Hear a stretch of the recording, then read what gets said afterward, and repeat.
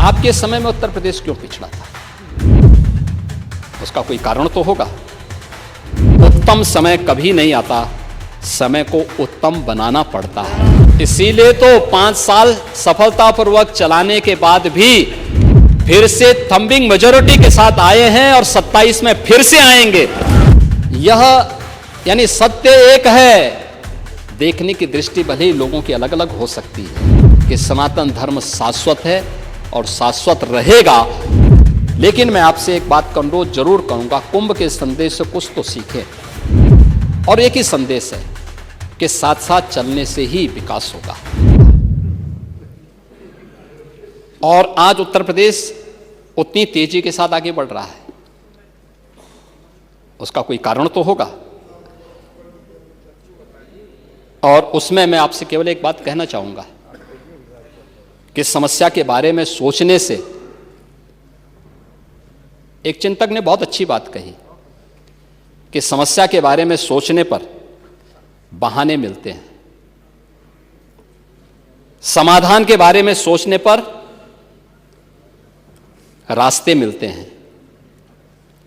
जिंदगी आसान नहीं है,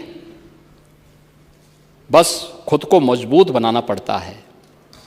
उत्तम समय कभी नहीं आता, समय को उत्तम बनाना पड़ता है। और डबल इंजन की सरकार ने समय को उत्तम बनाया है।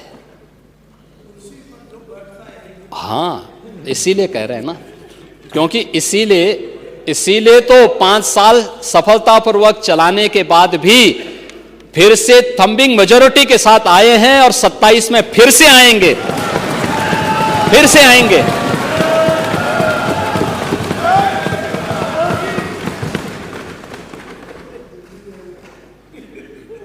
और इसीलिए मैं आप सबसे कहना चाहूंगा कि कुंभ के बारे में आपकी जैसी दृष्टि थी वैसी सृष्टि नजर आई।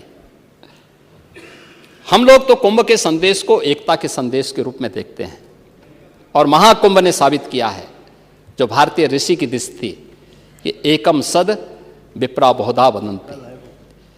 यह यानी सत्य एक है, देखने की दृष्टि भले ही लोगों की अलग अलग हो सकती है, और सत्य वह है ये कि सनातन धर्म शाश्वत है और शाश्वत रहेगा।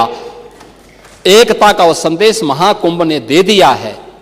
मैं फिर से आपसे कहूंगा कि आपका विघटन करना, तोड़ना, ये सभी षड्यंत्र बेनकाब साबित हुए हैं, आगे भी होंगे। लेकिन मैं आपसे एक बात का अनुरोध जरूर करूंगा, कुंभ के संदेश से कुछ तो सीखें, कुछ तो सीखें।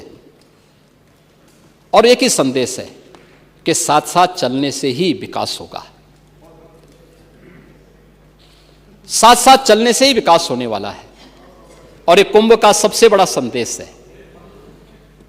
और उस संदेश को अगर हम अंगीकार कर सकेंगे तो बहुत कुछ कह पाएंगे, बहुत कुछ कर पाएंगे। महामहिम राज्यपाल जी का यह भाषण उन्हीं बातों को प्रतिनिधित्व करता है।